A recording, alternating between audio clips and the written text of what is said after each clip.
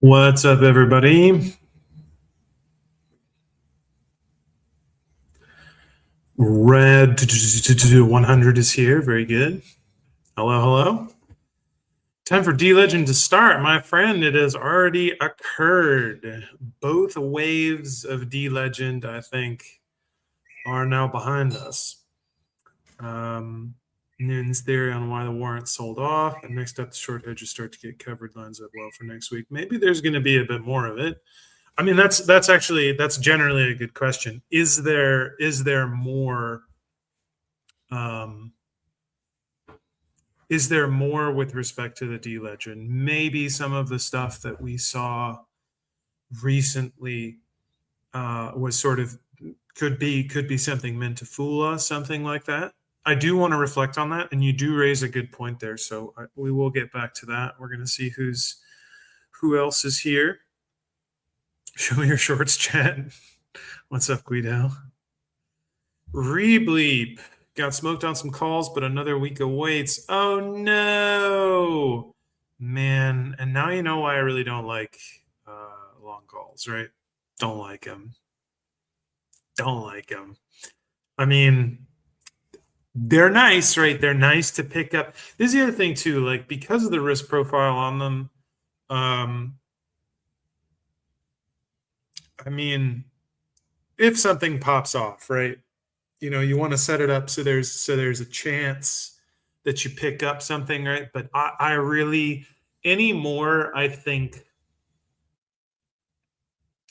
for me the only time that I can make a long call work um is time window set expiry where it's like either I'm very happy with the profit that I have within a certain time range, or a certain date comes that I thought would encapsulate a certain move, and then I'm out. Right. So that is basically if I'm gonna play something leveraged, that's how I am with that now, right? Um I probably could have played stuff a little bit faster, a little bit looser. With the calls that I did have that I did exit last week. I talked about that during our last live stream. But it turns out that I exited them pretty close to the top of our recent run here. And all of that was how was I able to do that? Well, that was predicated on my hypothesis based on the D Legend thing, sort of what I saw. See, this is another thing too. Like when you get an idea for something like that, like when a sort of price action thesis comes, at least this is how it is. This is how it feels, or it seems it is for me. When I have this kind of inspiration, it almost feels like in the moment, it's very fresh. There's something special to that idea when it's inspired. But when it's not inspired, or it's inspired and then I have a vision for something and then I exit it according to the vision, it usually tends to go pretty well. But if I try to justify, no, this thing that I saw, actually there's a reason where I could have more because I wanted to have more. I want to have more right now.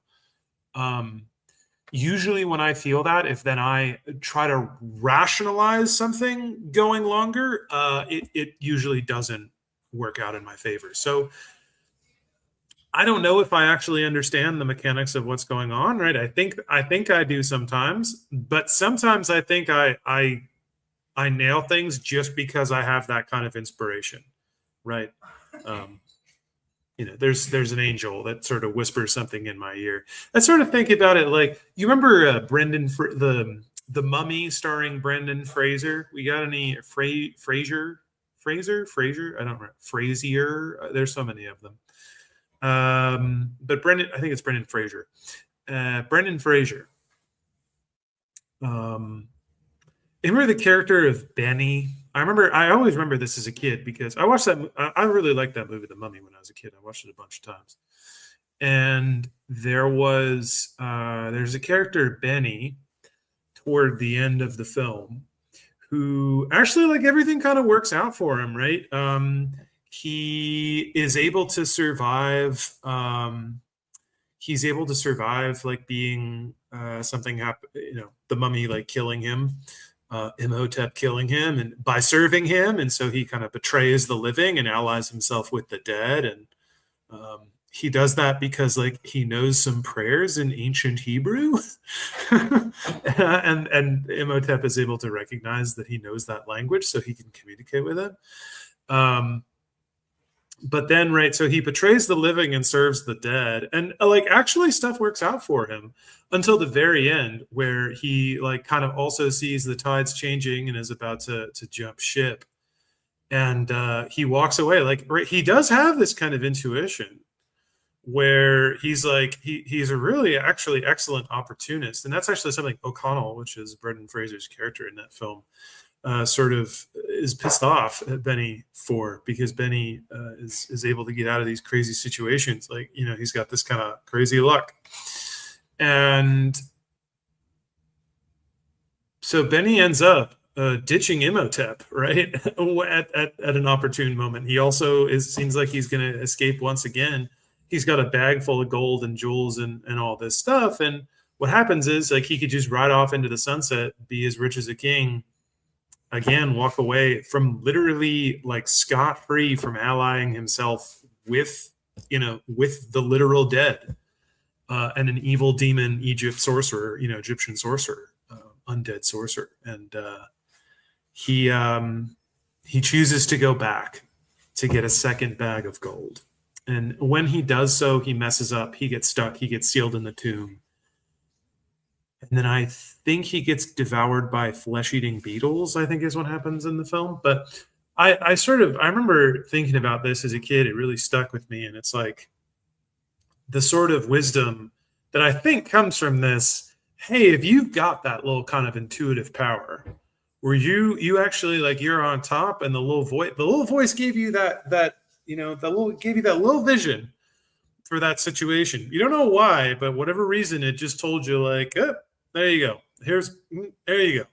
And so you take your opportunity, but you only get one shot at it. And as soon as you let some other sort of competing desire sort of scoot in there and try to convince you not to listen to the voice, that you can have more, that's when you end up losing what the voice gave you in the first place. So you got to have that inspiration. You got to have the inspiration. It's not just like any old thing. There's a sort of Jiminy Cricket component to it. But in any case, that is what I felt on July 2nd. I was like, I thought we were going to go higher, but this was the trade that was in my mind. This is what was revealed to me. This was the structure. So we're going to keep discipline. We're going to stick to this. We're going to exit. And at least 1 week later, 5 trading days later, that does look like it was the correct move, at least on my part, to kind of scoot out of there. So wisdom on the cover, or not cover call, wisdom on long call trade right there.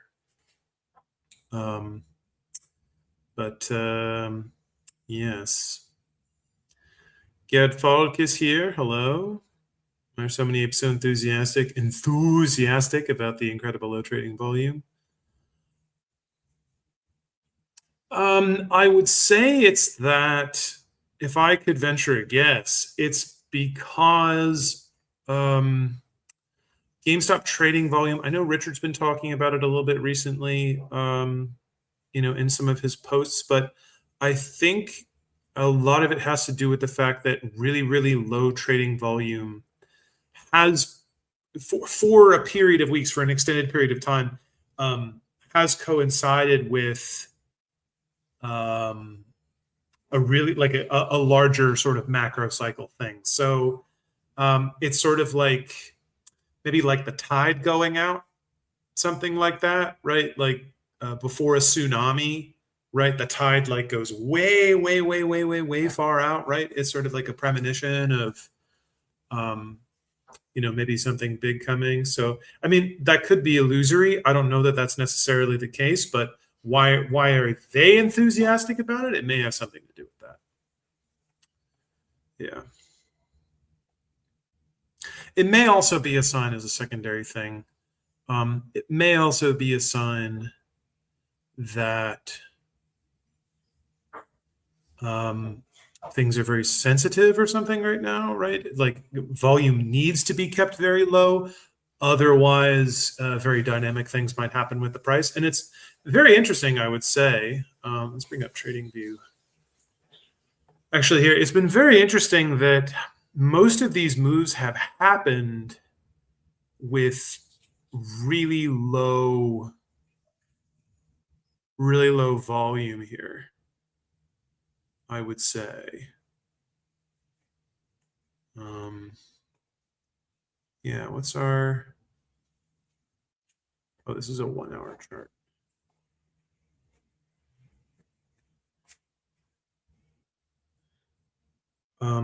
Has happened with really low volume. I mean, right now it looks like we're on our way. I mean, we kind of chilled out here for a little bit, right? Let's get this up here.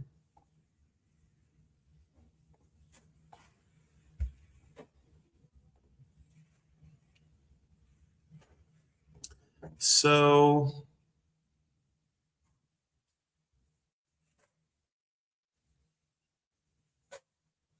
man, we had under 2 million. That's so insane to me. We had under 2 million volume on Friday. When was the last time that even happened? That is bizarre, man. Under 2 million? Does anybody know the answer to that? Ah, there we go. Last time was Wednesday. Oh, well, that's not very heartening. Was actually Wednesday, 24th of December. So, and that was a half day, man. That was a half day, so that doesn't count. That was Friday was a full day of trading, and it was under 2 million. All right, so 24th of December doesn't quite count. So we got to go. We got to go back. Back. I don't think we had any of that in 2025. I don't remember seeing that at all. Not even in kind of dog days here. We were at, 4, 5 pretty much every day. Maybe a couple +3s, but not even +2s. I mean, that's... and then obviously no time in 2024. No way. 3s, 3+. That's very interesting. But if we go back right before Roaring Kitty's thing, the day before, May 1st, right? So the day before we started to explode, it was 2.6, still more, right? 2.5, 2.4, yeah, 2.1, 2.1. So, I mean, you guys can see this, right? So this dip, man, volume. I know Richard's also been tracking. What has he been doing? He's been tracking.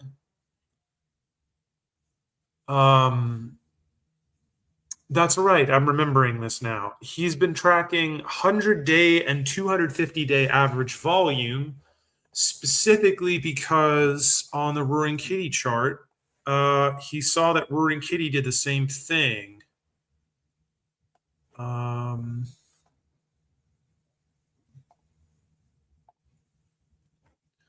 me bring this up. I think we looked at this a couple weeks ago too.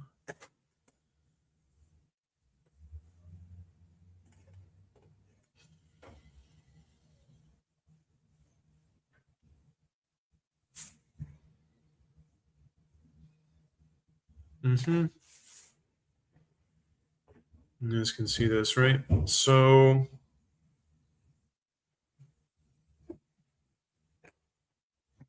100 and 250. Yeah, so average. Richard's been trying to track sort of support and resistance on average volume, I think is the case. Let me refresh this page. Yeah. 1.8 million is crazy, dude. I can't even. That's hard to believe, man. So I mean, they're really sending the okay, there we go. There it is. So this is the lowest day since February 2024 when we had 1.82 million. Right here, if you guys can see that. Price action looks pretty similar, actually, right? Not really going too far. Going between 13 and 15, so kind of a $1.50, $2 range, which is more volatile than relative to what we've been seeing now.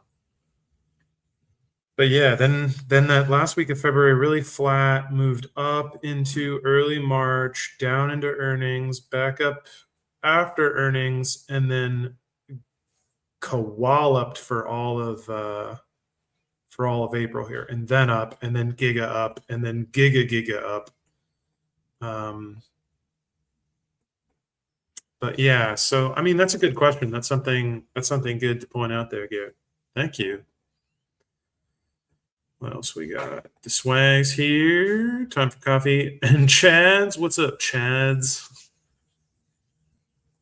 How de-legendary will next week be on a scale of 5 to 7?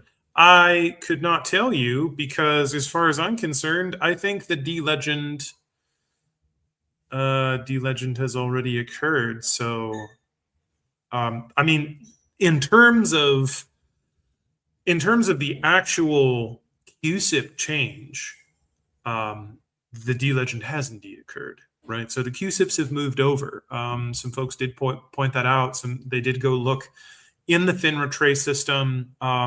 It does look like that occurred, and we did have moves up as thought into the two different dates. So we had a move up that culminated on July 2nd.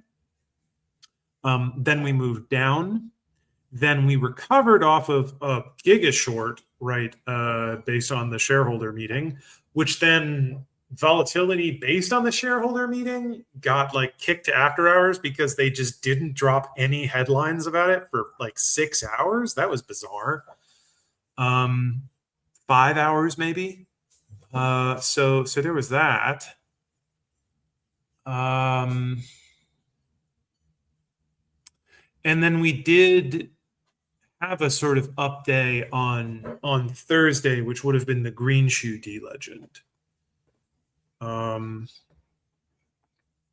mean, nothing crazy impressive here, right? But it was a green day, right? So we did move up. We kind of barely moved, but relative to, we didn't continue straight down, right? So move back up to 22 essentially.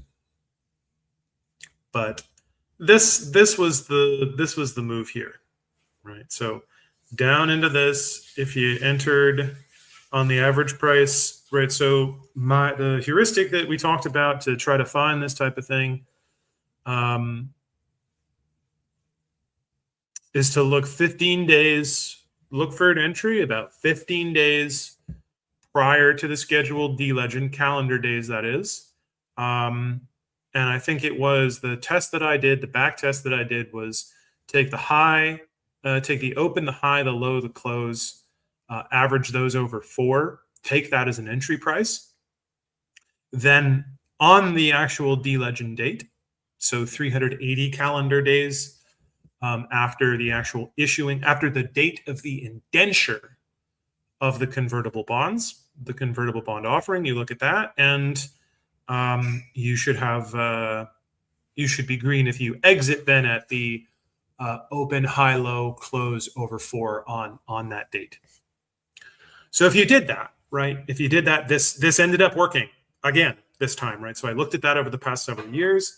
That turned out to be pretty profitable, and almost all cases except one returned pretty positively across that range. So this time, put another one in the book. We did get that. Now the green shoe D legend, a little different, right? Let's see, that would have been a week after, so that would have been from the 29th. Would you have been profitable? Just on the green shoe, you would not, I think. Would that be 15 calendar days? Oh, that's 15 days, calendar days prior to green shoe. That puts you at, let's see, 1, 2, 3, 4, 5, 6, 7, 8, 9, 10, 11, 12, 13, 14, 15. So 24th. Actually, yeah, you still would. You still would have been. So here, actually, it would have been the 16th. Would have been 15 days. So 16th up to here, you would have been green, and 24th here to here, you would have been green. Yep. So actually, they both worked if you stuck to that 15 days. And it wasn't crazy, right? I did something similar, right? So I averaged into that in this cluster into that long call position, and then exited right here on the second, and that turned out right. That worked. Decent return. I think it was, it was 5% of my. Actually, it's closer to 6, but it was between 5 and 6% of my total portfolio value, and then it was about a 22 or 23% profit. So it ended up being like a little over 1%, right? So 1% on the portfolio is not bad. Yeah, slightly more. I think it was like 1.4%. So not bad for a trade with only putting up a little more than 5% of your portfolio in it. So pretty good. Pretty good. We're getting close. Depth2 says we're approaching all-time low on IV with all-time lows on volume. Something is brewing. Yeah, I wouldn't be surprised. Kind of looking at the shape of this. Well, a couple things could happen, right? So we could see. This is basically our cash floor here, right? Can we go? Can we go much lower than that? Oh, hey, I forgot. I have my flags there.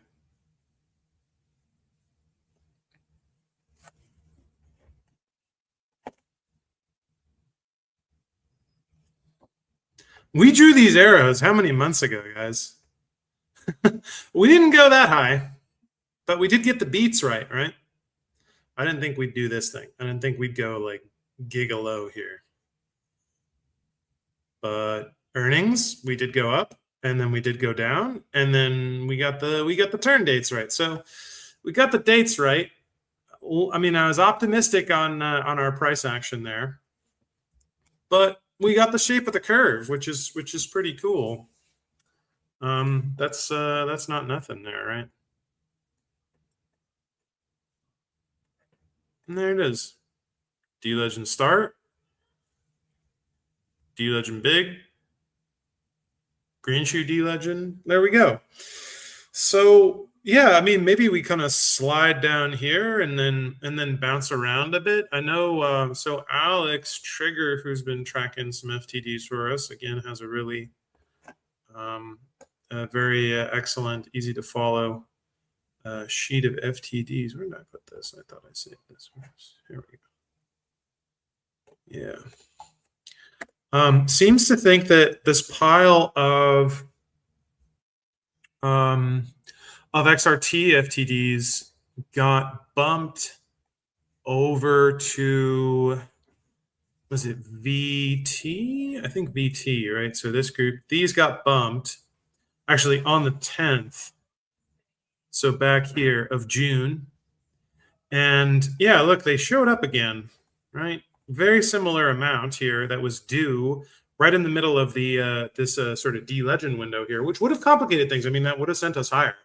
Maybe up closer to 24, 25 area if they had to clear these out, right? Especially since we're looking at sub 2 million volume per day. That would have been quite the thing to clear that out. So similar amounts here has been pushed out to the end of July. So we say thank you to Alex Trigger for his hard work on putting together this sheet. It is very handy to just to be able to take a look at this at a glance. So thank you very much, Alex. Yeah, so I mean, I wouldn't be surprised if we continue down on the order of this pattern here into, yeah, hey, that actually kind of lines us up right there with OPEX. We get a little T+1, little coverage there. Maybe it bumps up a little bit, then back down. Then maybe this Monday, 27th of July, 28th of July, into our first options expiry of, actually would be the last one of July, so the 31st. Maybe a little recovery, maybe not a lot, right? We go back down to cash floor, 21, 2080, something like that, and then come back up into 22-ish land, and then back down again, and then maybe we go up again for August OPEX, and then maybe we get a little bit of anticipation heading into to quarter two earnings report, beginning of September. Usually that's a period where we start to move up. So good thought there. We can hypothesize. So maybe we can draw that out here. So right here, then kind of a little up. No, sorry. Then maybe we do, back down again, about here, right, and then come up again to maybe 22-ish by, like here, and then back down again. OPEX is late too. Back down here again, something like that. And then maybe we go up again to usually second Tuesday, right? So that would be the 8th. And then maybe we go up from there. But maybe something like this. That's kind of, that's what the Lord reveals.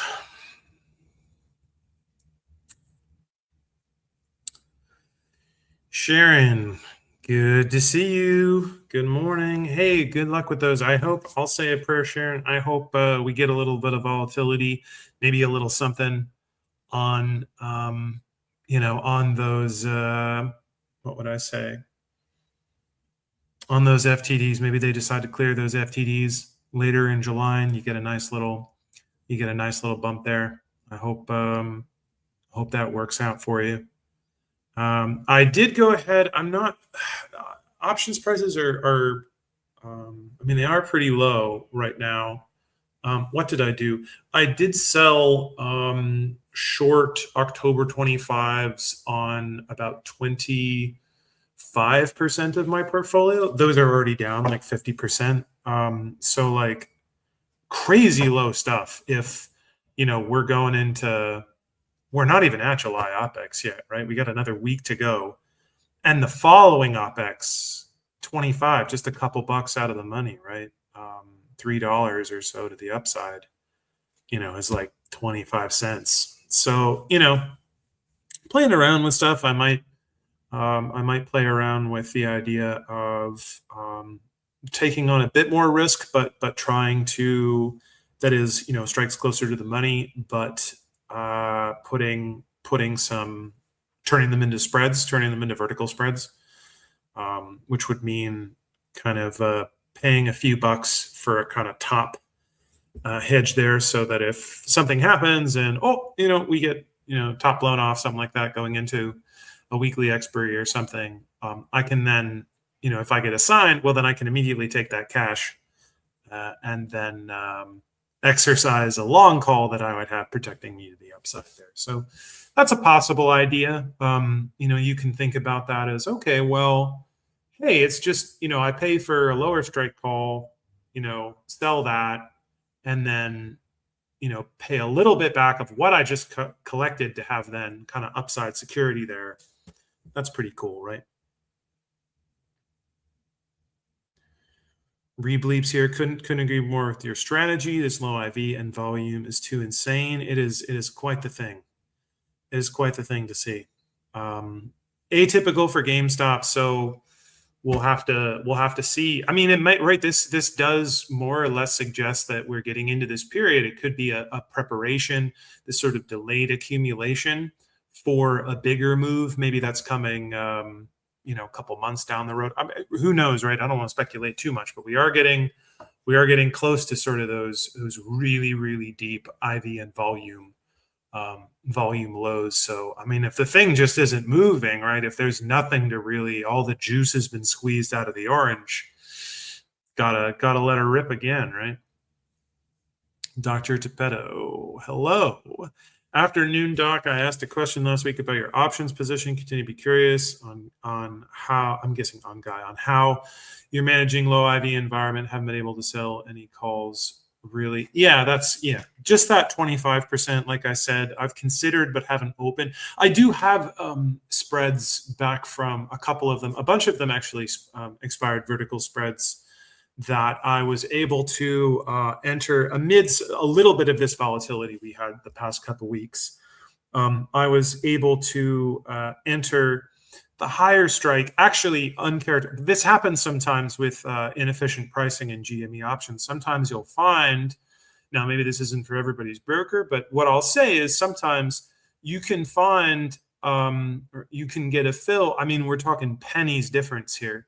But you can get a fill at a higher strike. You can open a spread. Maybe it's the result of price action intraday, right? You can actually short a higher priced strike, a higher strike price call for a larger price than you would open the lower price. So essentially, when you do that, if you find that opportunity, you can automatically recognize that as guaranteed profit, right? So like if you have a $25 call and a $26 call, and the $25 call is going for 25 cents, but the $26 call you can short for 28, well, you can sell the 28 and then immediately buy the 25, and you just locked in guaranteed $3 minus whatever the fee is for your for options legs, and you can just let that run to expiry, and you're guaranteed that $2 or whatever it is, right? So if you have a chance to do that, I mean, it's essentially a free lottery ticket, something like that. But some cool stuff you can do with spreads. So I had some of those, that I had seen an opportunity for. So I just had a few of those on GameStop, but I didn't open any vertical spreads where the higher strike was lower priced than the lower strike. But that is something I might consider in order to, if we do what I just sketched here, it's gonna be hard taking too much out of this, but I might consider just kind of laying low and maybe only going like 50% cover total, just continuing to do like out of the money stuff, just pick up some, it's low returns, but that's okay, right? I mean, personally, I just had a really good month this past month because the D-Legend thing worked, right?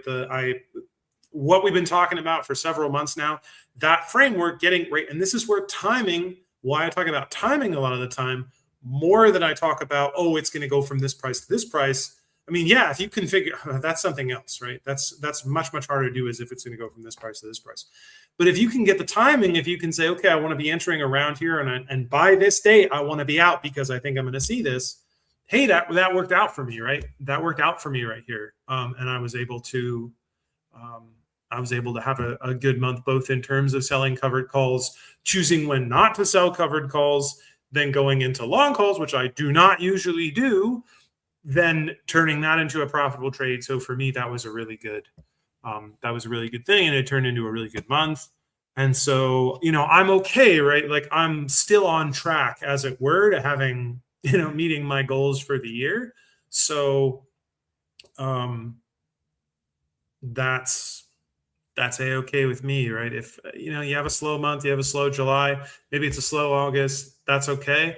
I think for me, right, one thing that I want to make sure that I'm doing well and that I'm doing properly here is that I'm not trying to force something that isn't there. I'm not trying to make something happen.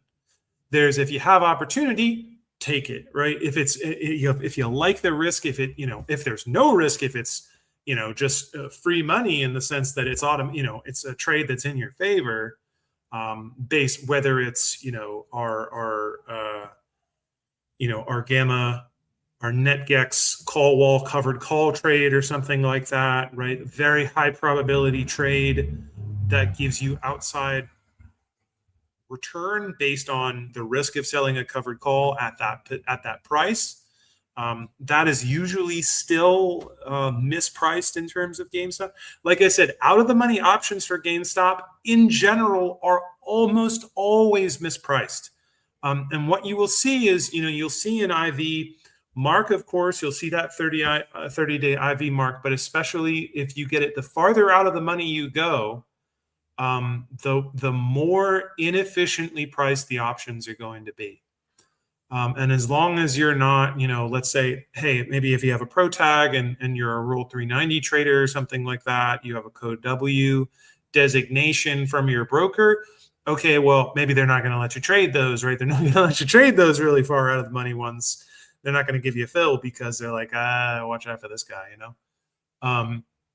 But if you can, you can get some mid fills kind of way out of the money up there, and the risk return, right? The risk reward on that absolute value, it may not be a lot of money, but the risk reward, is just, it is what it is, right? And so if you can pick up whatever it is, $500, $1,000 for a month. Hey, well, what do we do work? How much you go to work? You do whatever. It's like, yeah, you can turn down free $500. Like, okay, hey, all I got to do is just sell this, sit on it, and I'm pretty confident it's going to go out of the money. And if it's not, what I sold a 40 or I sold a $35 call on my position and I got assigned. Oh no, are you really going to be upset about that? That's the sort of thing. So that's the way I look at it. And I think to sort of develop on Dr. Geppetto's question here, what to do with the kind of low IV thing, try to find ways to make, find ways to take a look at the low IV to look for things like inefficiencies. Look for inefficiencies. I would say that low IV conditions with GameStop are often a good opportunity to find inefficiencies, especially in the options market for GameStop, which is routinely very inefficient. Prepare, expand, understand that if we're going to be in this low IV and low price regime, this is a great time to accumulate, sort of a thing, and to not be goaded, let's say, into making a bet on say an outsized IV change and then just kind of getting eaten up like that. I guess that's the best way to sketch out how I'm approaching this. Yeah.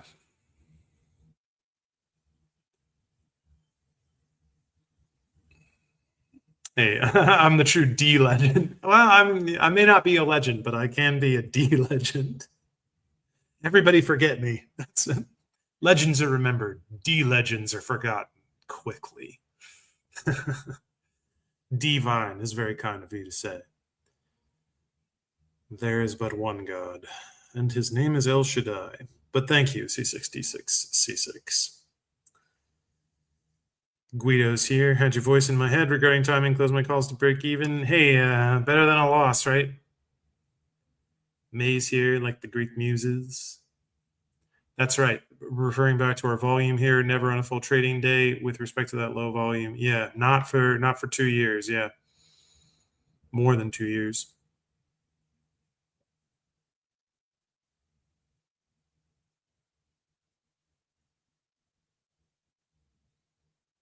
$20 million an hour is not waste. Oh, Matt Kaysen coming in here too. Hello. Not to mention 150 million more shares since last time. Yeah, that's right. There's all these more outstanding shares. So technically that 1.8, that sub 2 million volume that we saw in terms of magnitude is like sub 1.5, right? Because we've expanded our outstanding by maybe about 25-ish%. Probably closer to 30, but let's say 25-ish%. So yeah, that's like 1.35, 1.4 million volume. Like that's crazy. That's crazy. Yeah. Hey, Mr. Rubs. Thank you. Of course. Yeah. Videos here. March 27, 25, 1.9. Okay, that was also pretty low. Didn't realize it was that low. That's weird. We had a 1.9 million volume just right in the middle there. I guess that was pre-earnings. Wild though. But yeah, February 24, when the river runs dry. Yeah, hey, getting back to Girk's concept there about needing to juice the orange, right? But two, and remember that all of this is happening after the most profitable quarter in the company's history. Yeah, and incredibly bullish guidance from the company regarding EBITDA. You're right. Mr. Theta Bucks is here. Hello, sir. For any calls currently, we stay in this depression planning on sit out income. Yeah. Just the August OPEX 25s, right? 25% of my portfolio total.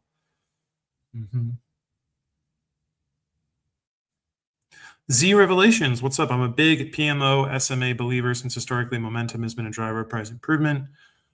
RK's PMO chart has been puzzling. Well, the thing is, I think the crosses, I think if you see them taking place and you see volume ticking up and you see where the price is and you see what's going on with IV, I think when you have kind of all the stars align, they kind of all have to align, right? But if they're all aligned, then you know what that move up in the PMO means, and then you can kind of ride that wave with confidence, I think is the thing. But if volume is low, our price is not really at where you might want it to be on that kind of upswing. Volume, yeah, like I said, volume's not going anywhere. SMAs maybe don't look quite right. Then maybe, that's a recipe for a PMO rejection. And we have had some PMO rejections here, right? On the weekly, I want to say.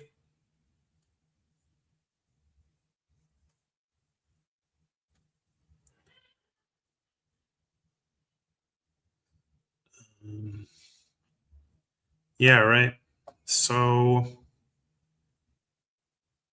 we had a rejection, right? So, I mean, we got a cross there with the merger announcement, right before the merger announcement.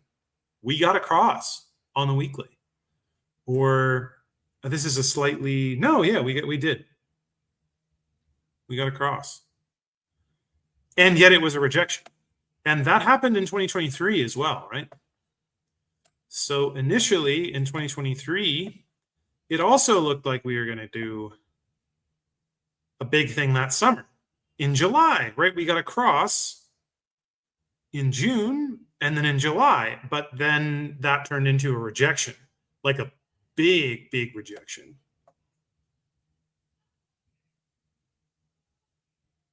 Cross on the 26th. Yep, so we had moved up, everything looking great, everybody's happy. Oh, we're about to swing. Nope. And then we went from, what price level is this? Like 28, 20, yeah, like $28 here. Down for so long into November to like 12 to $12 from 28 to 12 in 2 quarters. And then we got the lull up, but then no. And then it wasn't until the RK return that we really went up there. We also got a couple daily rejections, I think.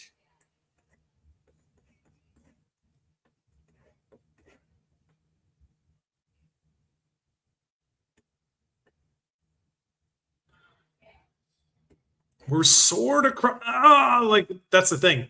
We're sort of crossed here, but not. So the D legend move did take us right to cross territory, which we thought, right? I mean, this is what we talked about. We talked about these periods being opportunities. We talked about D legend window being an opportunity.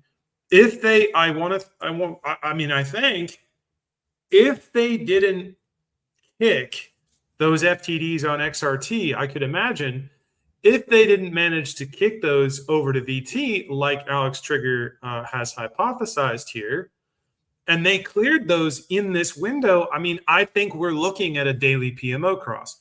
If we get a daily PMO cross, what happens? Do algos then go ahead and read that? They start to kick us up. Then we're running back to like 25.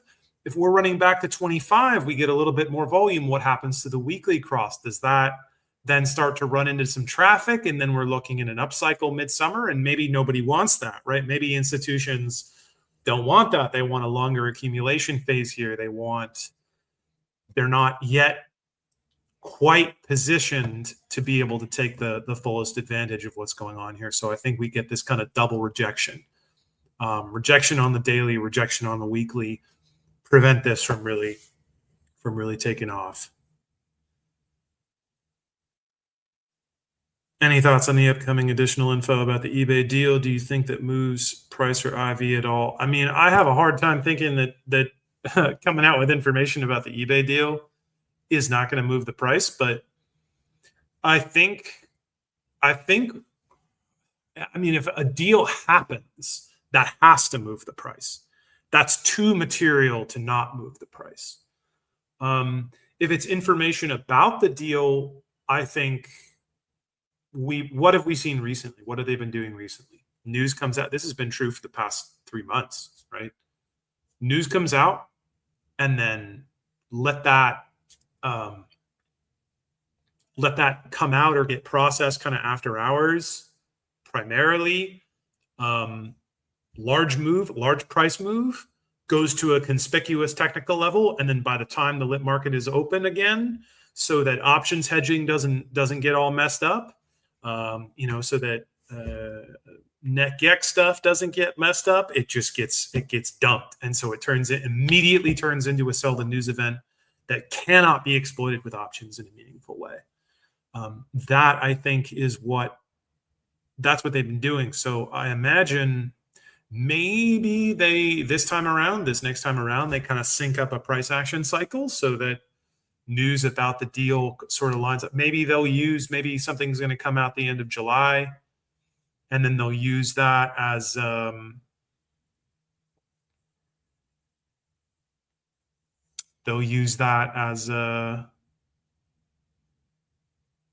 excuse to go ahead and clear out FTDs. Who knows? But typically it would, but I don't know. Divine read. The intuition, yes. Intuition is a gift from God. I do have to say that. J-Card's here. What's up, J-Card? Good morning. Yes, our outstanding expanded from 304 to 447 million, not including warrants and the 2 bonds. Yes. Hey, Hostel, what's up? Greetings from the beaches of Spain. Ooh, where are you, my friend? Malaga, or one of the islands, one of the Balearic Islands?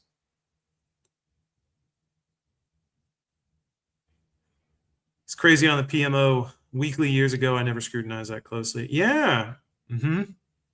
Appreciate the thought, needing all these pieces to align. Yeah, man, that's it, right? I think you really have to keep in mind, and this is a thing. I think I still have an article up on my X page. I mean, you have to scroll through stuff. I don't really like the way that articles are organized on X. I do want to revisit this idea, right? So there's a couple things that I want to touch on here, but I do have an article from September of 2024. It was originally on Reddit, but I did get it over here into my onto my X page before my Reddit account got blown up. So that was one of the things that survived. I think it's from around September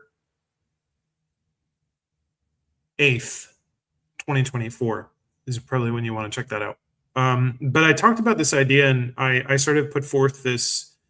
It's not just me. It's it's something that's I've kind of gathered from the way that these kind of pieces align, and I think I referred to it there in that article as a derivative capture thesis. I put a little bit at the time, right, because I don't really know that much about swaps. I don't trade swaps. I put a lot of emphasis on the options market. Options market, I think, is one layer of the derivative capture of the capital markets, but what I would say is that the markets themselves are incredibly controlled, right? And the way that the current regulations are set up, and this part of it I still hold to be true.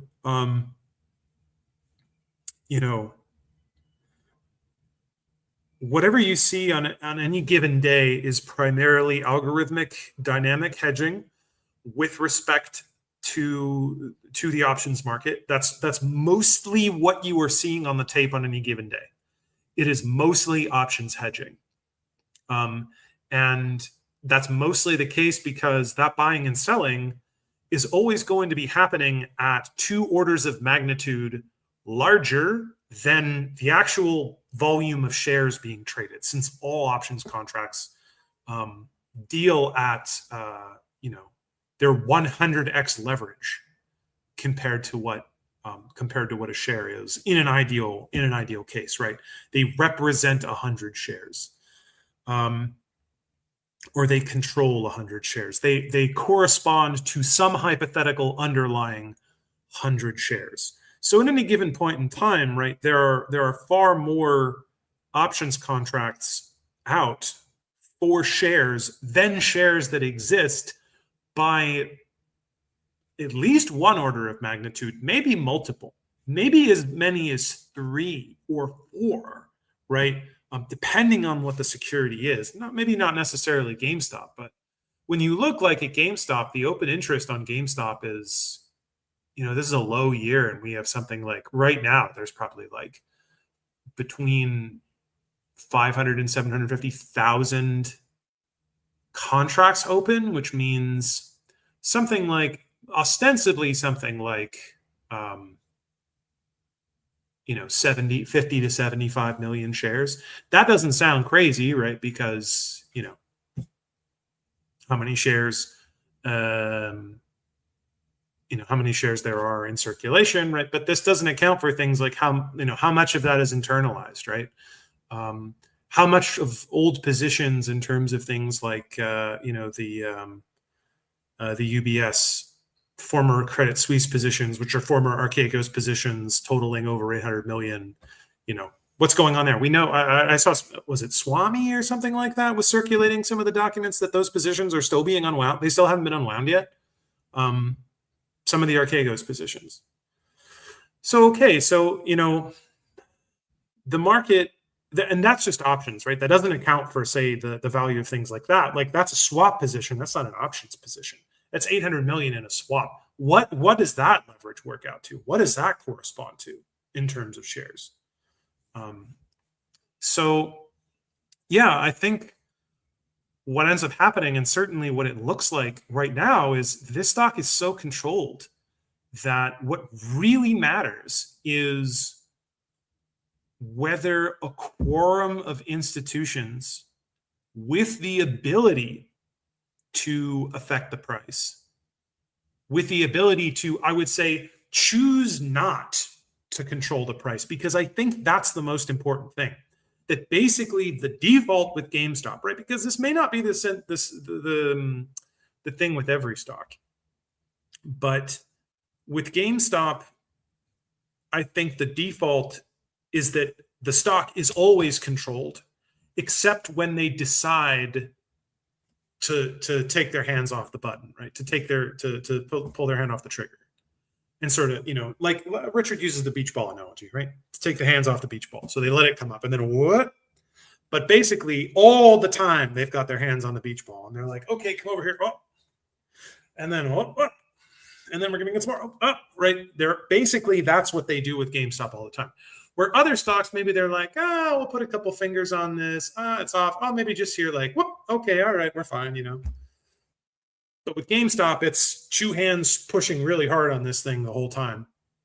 And so what I think is likely the case is transitions only occur when enough institutions decide, okay, collectively, we're all going to, right? Think about them, right? Not just two hands, but think about, think about this beach ball in the water, and then think of every single market maker being like, okay, right?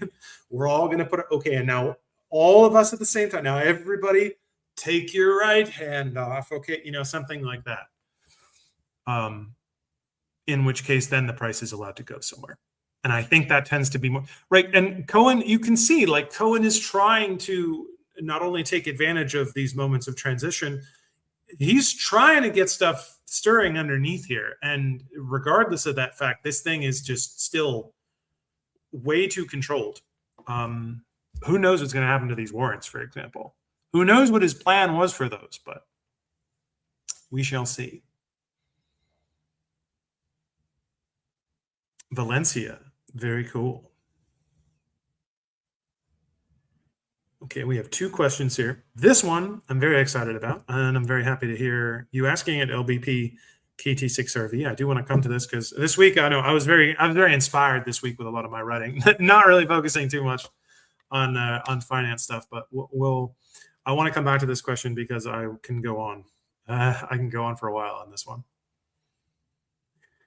And Dr. Geppetto, can you walk through a practical vertical spread? You buy a long call below and sell a call above. Yeah, so it's the same expiry, right? So where's my sketch pad here?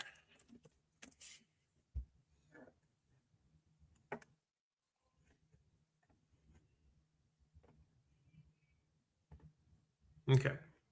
Good question, Dr. Geppetto. Yeah. So let's say you got here's a trade for like next week, right? $22. Let me see what the price is right now. Bring up fingers.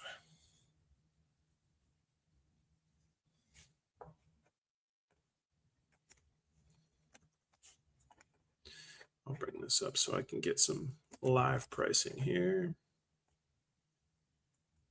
Wow, let's see what the prices are right now. All right.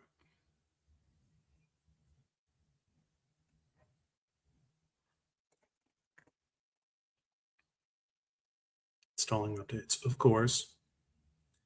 But let's say, right, let's track the logic behind this. So the idea behind this is, let's say, okay, we're in the situation and the fundamental problem is IV is low. And normally, right, like I love selling those big round strike numbers. The spreads are great, I mean, just tight spread in terms of, getting fills. You can do large volume. You can put in you don't have to ease into the position a little bit. You don't have to leave big orders on the chart for an extended period of time and then move them around. And you don't have to worry about that. You can just, whatever, you got a couple hundred contracts you want to sell at a go, you just slap it on there. It gets filled. Wow, beautiful. Okay, we'll go on with our day. Love that. Let's see. But okay, if IV is not really great, then selling a 25 or selling a 30, right, depending on which bracket we're in, may not look really good, and you may be like, I kind of want to try to take some more out of this. 10 cents for a month is not amazing. 25 cents for 6 weeks OPEX to OPEX, 1 week before OPEX to OPEX is not amazing. So what can we do here, right, to maybe squeeze a bit more out of this? Also keeping in mind the fact that we're taking on more risk if we go closer to the money, right? So let's say you say, okay, well, I want to take on a little bit more risk, but I don't want to take on that much more risk. I want to get a higher premium, but also, you know, I want to make sure that I'm not, you know, I don't like the idea, let's say, of getting assigned at 22. I don't know what your average cost is, or, you know, that's going to change your,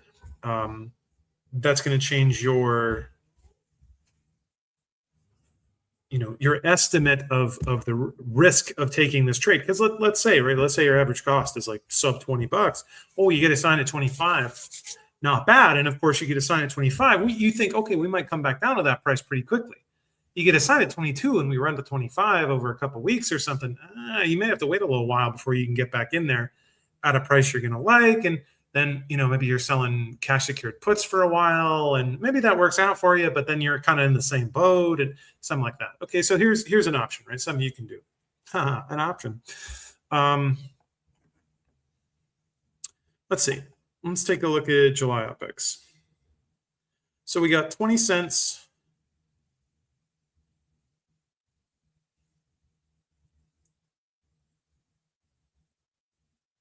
21.5 is around 40 cents, which is not bad.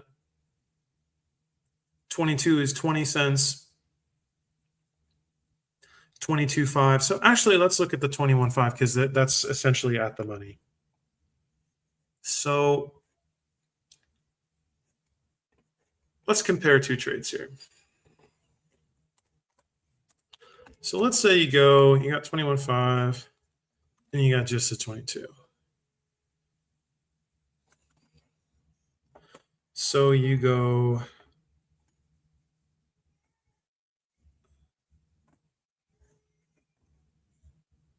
you can short, and we're gonna go here long, and then here nothing. Okay.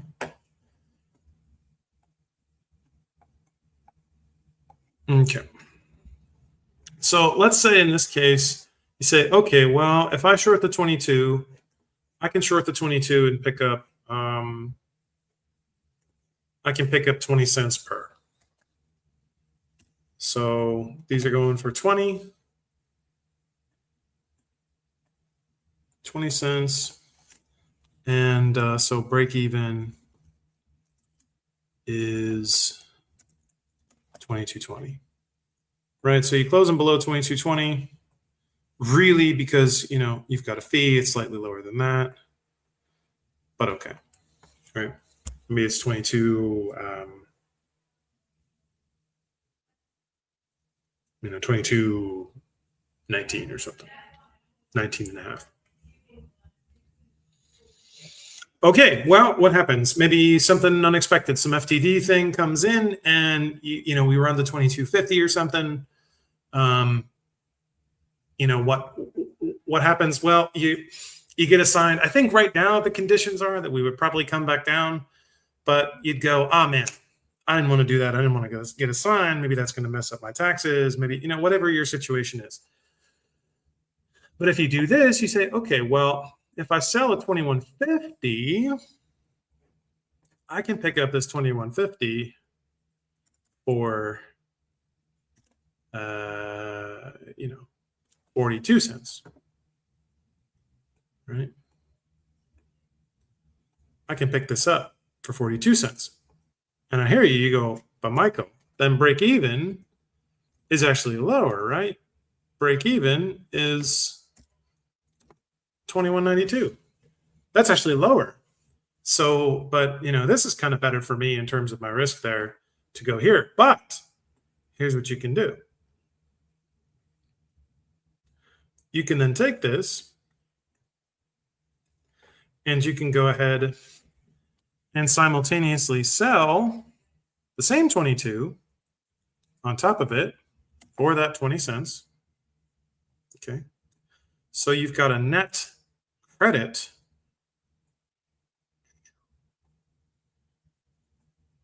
of 22 cents per, so 22 bucks if you're doing $22, right? So net credit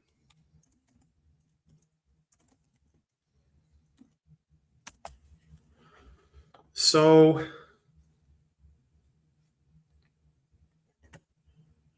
your break even, let's do an options calculator.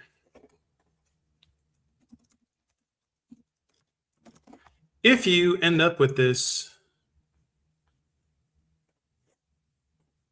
this goes above 22, okay, you're getting slightly more than this, but what you've done is you've hedged your upside. So you go up, right? Let's say it runs to 2250. Okay, well you're getting assigned on this 2150, but you can exercise the 2250 and they'll cancel each other out, right? So if we do call spread, we'll go over here.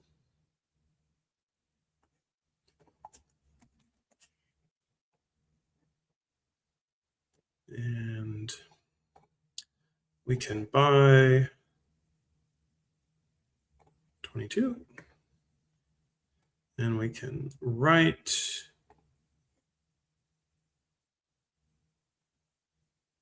2150.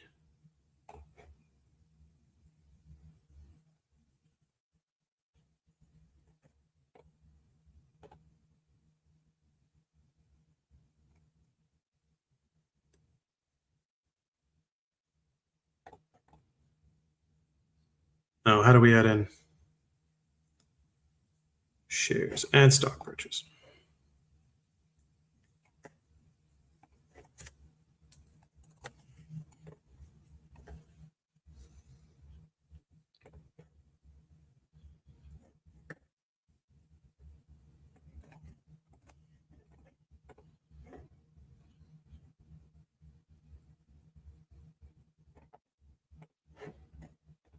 Let's see. This is giving me dollar profit loss, right?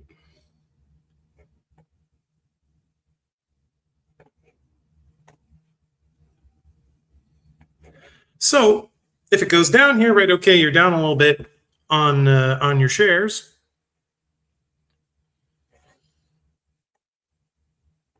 But if this goes, anywhere in between, basically, your break-even point and well, I guess where you acquired the shares, but right. So you're covered to the upside is the idea, right? If it goes super hard to the upside, if it goes much higher, right, you can get your shares back, and you sub in the difference for what you got assigned. So you can take a look at that, right? You can contrast. What's that video in the corner?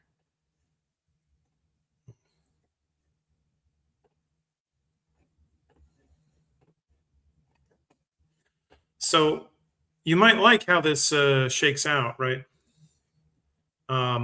Doing this, right? So you can go actually a little bit riskier. You can get a little bit more. You can have basically everything from $22 up. Actually, it would be from, 22.20. You can give a little bit back of your credit, but then if we do end up running away, you can rest assured, you can be comfortable that your shares aren't getting called away from you for a price that you don't like. It's a way to do it. Again, it's not something I've entered in right now, and obviously, right, if you find something, this is what I mean. If you can find an opportunity, and these tend to be with stuff that's like kind of way out of the money, if you can find it so that like the price of this is higher than the price of this, then you can short this one, right? Buy this one, right? Like if these prices were swapped, then you can just immediately short this and buy this, and then you pocket the difference, which is 22.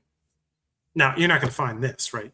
You're not going to see it at these strikes, and it's never going to be that big of a spread. I mean, it'll be a couple cents. Sometimes you find that, but if you see that, you can just auto take that, and you're completely covered. You're guaranteed profit, right? So not bad.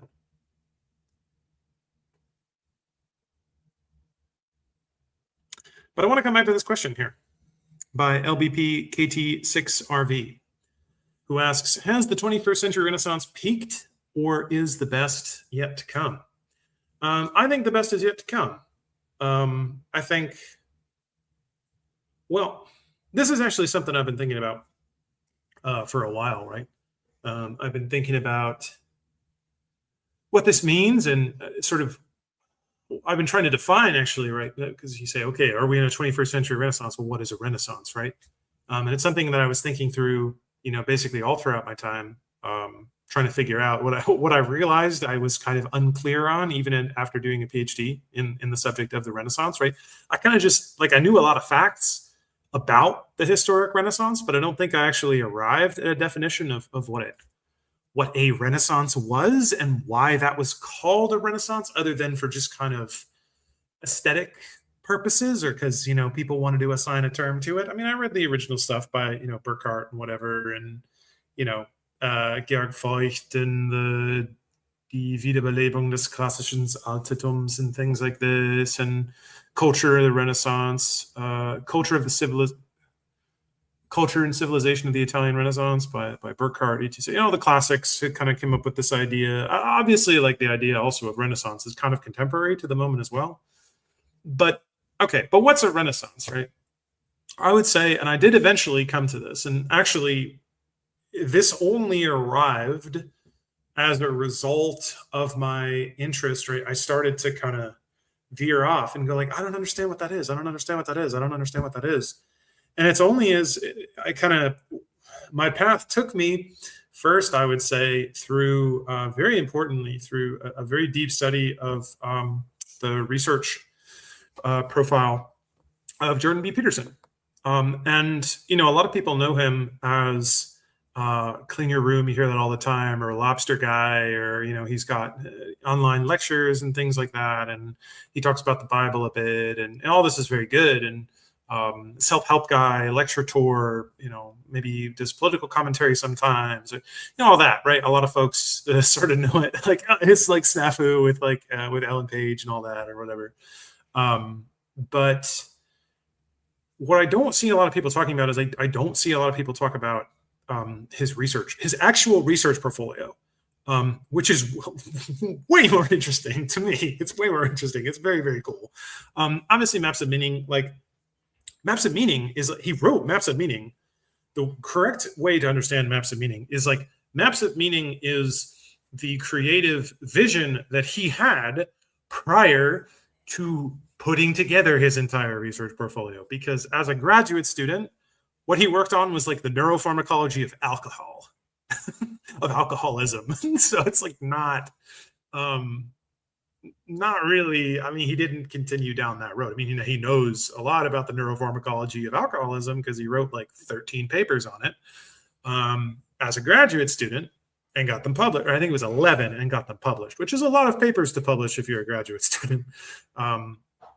But he did that.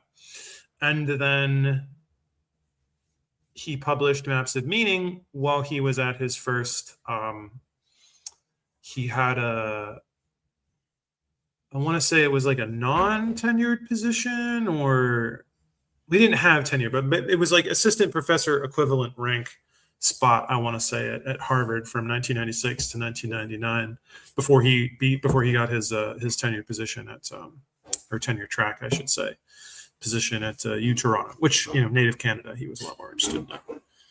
So, which is where he did most of his research and Renaissance Lab and all that stuff. And but he became very interested, and if you look at sort of the later manifestations of his stuff, Personality and His Transformations is a later development of his. He works some of this in there, but what I think is most pertinent, I would say, to our discussion of this thing of 21st century Renaissance is a paper, I think it's from 2012, and it's Hirschmar and Peterson, so he's actually the third author on it.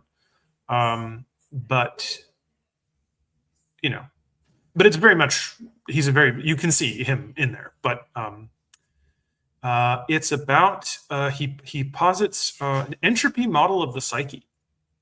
So he imagines in this paper posits a theory of imagining the psyche as a formally complex system, which has certain properties, right? There are certain metaphysical properties. These are properties that I suppose transcend. I don't know if it's actually metaphysical. Maybe it's physical. Maybe it's metaphysical. I don't know where complex systems theory actually fits in to the physics metaphysics divide. I would say for me, the way I understand and define the difference between a principle that is physical and a principle that is metaphysical is that a physical property or a physical principle is true only within a certain range of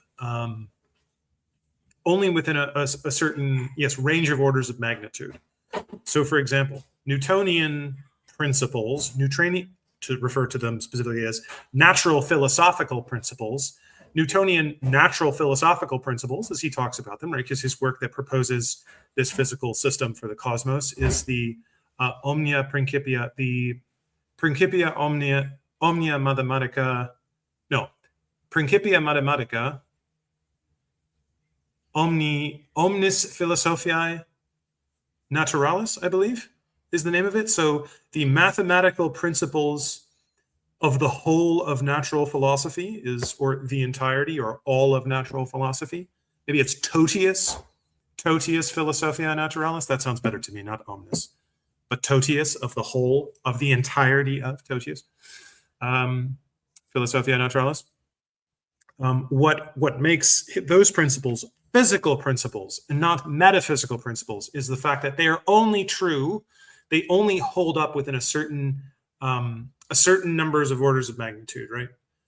Right. So you have, let's say you have scale in the universe, you have scale in the cosmos, and it goes up, right? You've got whatever our living situation is here, right? We have certain orders of magnitude. We've got something person size. We've got things that are smaller than person size. You've got kind of our basic sort of sensory limit. You've got things, you go down, you get to the level of cells, or you get to the level of like organs and things like that. Then you get down to cells. Then you get down to, then you start thinking about atoms or, molecules, compounds. And then you get down to atoms, and then subatomic particles, and then subatomic particles. And then you get down to quanta and things like this, right? And if you go up, then you go people, and then things that are bigger than people and animals. And then you get to, biome size stuff, and then you get to planets, and then you get to solar systems and galaxies, and then systems of galaxies, and then right. Okay, so this is to illustrate the concept of difference of scale, which Newton actually was also aware of,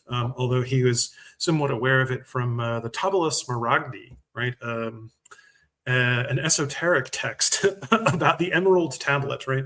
This is the famous "As above, so below" is from that.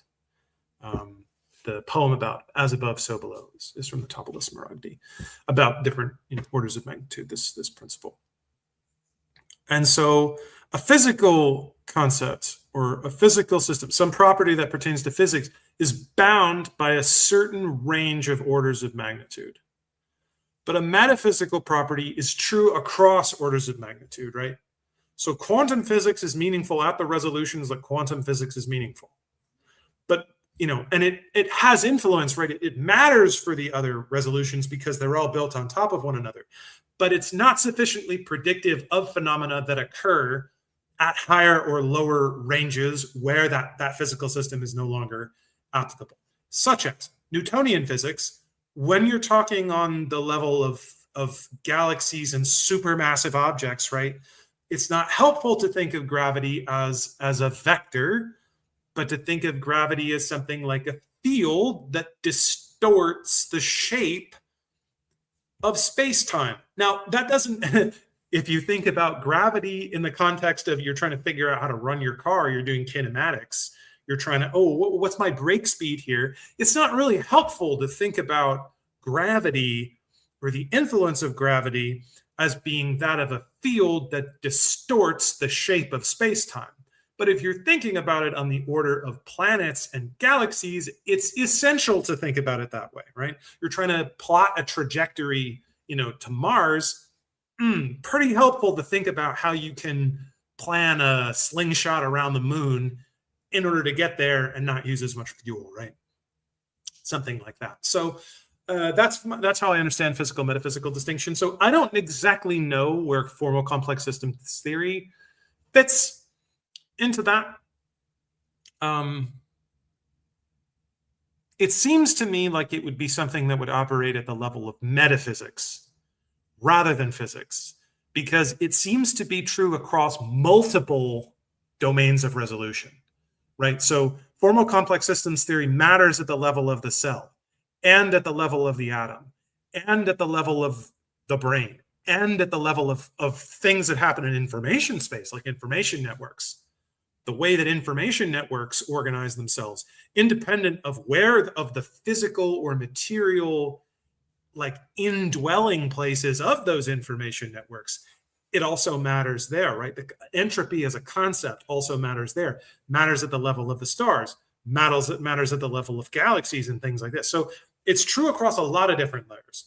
What does it mean for it to be true across all layers? Don't know. Maybe there's a difference between a set of sort of their metaphysical or hyperphysical, and then there's something that's even after that, right? Maybe there's, there's a pan-physical. You've got something like physical, metaphysical, and then like pan-physical, a universal truth, which is something, right, that a lot of the biblical corpus inclines toward, is trying to find universal truth. A lot of Greek philosophy is attempting to do that, trying to find universal truths, things that no matter which domain you're operating in, you always have some sort of set of principles or rules which you can use to navigate that space, and then logically derive or investigate how the other principles behave within that context. So anyway, that's a bit of a digression. But my idea of the 21st century Renaissance stemmed initially from reading, sort of parts of this that are found in other sections of Jordan Peterson's research that led me to that paper that he wrote about the entropy model of the psyche. He has it out there. You can go to his website and then I think go over to his ResearchGate 2012 by Hirschmar Peterson, an entropy model of the psyche, where he talks about how that works. And he also basically outlines, it builds on some other stuff that he wrote.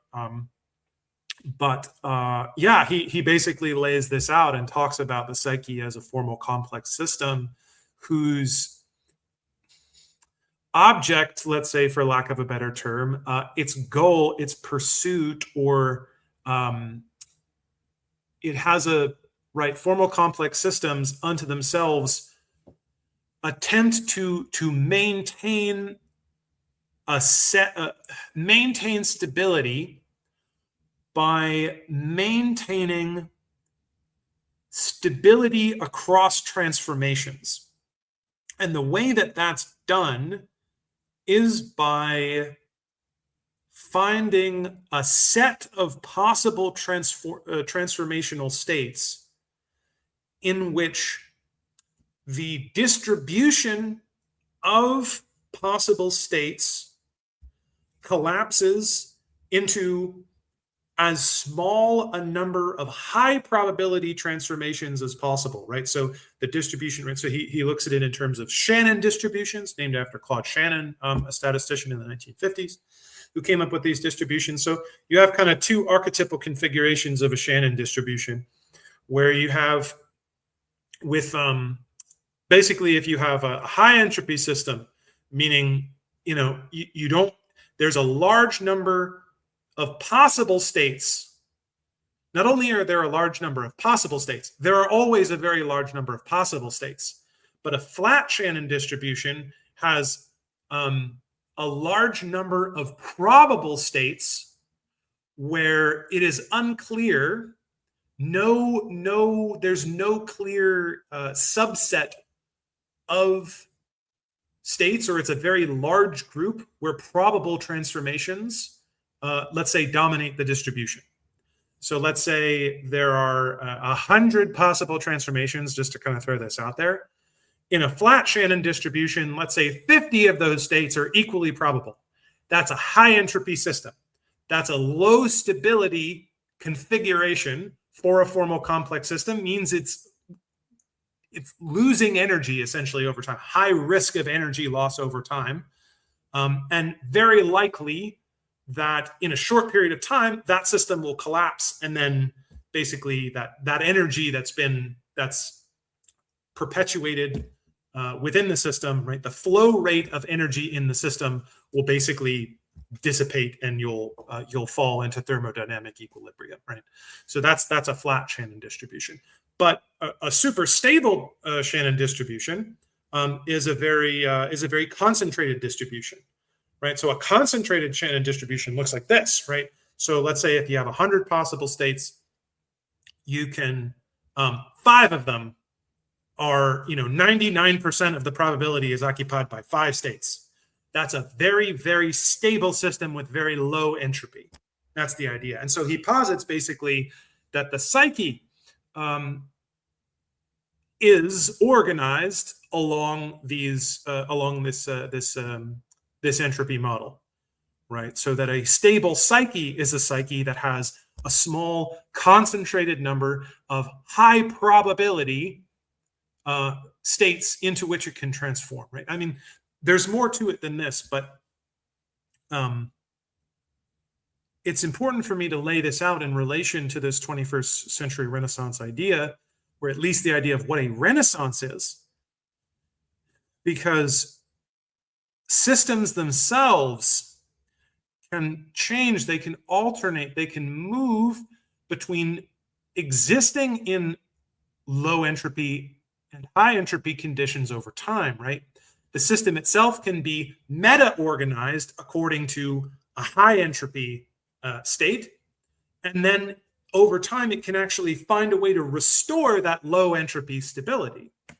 And that what he argues is that human psychology is built around attempting to not only optimize for low entropy states to itself, but optimize for the ability to also restore a low entropy state across time when faced with the threat of possible high entropy states across a very large length of time, something like that, right? And so if the environment around a formal complex system changes, well, see, that's the thing, right? If you take a formal complex system, you put it in a low entropy state, and you put it in an unchanging environment, so it's perfectly bounded, nothing can happen to nothing changes with the environment outside it, well, it's just going to stay in a low entropy state. But as the system around it, right, because no formal complex system ever exists in a vacuum, but is rather embedded, number one, is comprised of formal complex systems and is embedded in a series of progressively larger formal complex systems that surround it, right? So like as a human being, you have a psyche which is like simultaneously models the formal complex systems process, right? Models that entropy optimization process at the level of the psyche in a simulated way, such that the formal complex system of formal complex systems of formal complex systems, that is your body, can also be optimized in low entropy states maximally across time, right? So it's like living things have evolved, have developed this ability to optimize for low entropy at a simulated level in order to preserve the low entropy, high probability low entropy transformations of all the systems, the alternatively, what would you say, the materially embodied formal complex systems that then lie under that simulated system, something like that. Anyway, I'll try not to get too woo with this, and I'll try not to overcomplicate this too much. But so there is some process, right? Something must occur. Let's say the environment reconfigures itself. The environment has reconfigured in a way, it has high complexity, high uncertainty. And as a result, It has forced your psyche, your organism, the formal complex system that is you, into a configuration in which you are no longer in that concentrated Shannon distribution, but the Shannon distribution is flattened. You don't know which way to go. You don't know which way to act because there are too many possible transformations, right? So what that says is, oh, high entropy state. Okay. The challenge in that point is to find in all of those states, which, and oh, by the way, they're multiplying, 100, this was just an idea, 50 for 100. I mean, maybe there are thousands, maybe there are tens of thousands, maybe there are millions, maybe there are hundreds of millions, who knows? Which one is the right state? What's the right transformation to get back into that stable series of transformations across time? That's a very difficult problem. But let's say that it's possible, right? It's possible to find that transformation such that you can restore that infinite series of low entropy states across time, right? Let's say that there's some subframe of time where you're moving from that series of high entropy configurations back to the low entropy configurations. So for example, there's this quote, right? I think I've seen somewhere. Let me bring this up. It's like, there must be an opposite to suicide, right? Where, yeah, here it is. There must be something like the opposite of suicide. This is it.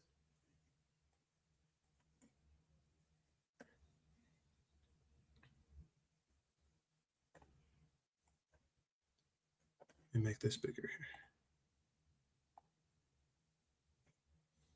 There must be something like the opposite of suicide, whereby a person radically and abruptly decides to start living, right?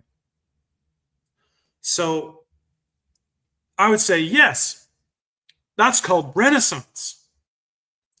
And so why does this paper, why does this entropy model, what does this have to do with suicide and its opposite being Renaissance? Well, if you're faced, right, if you look ahead, right, you look at all of the possible transformations across time, right?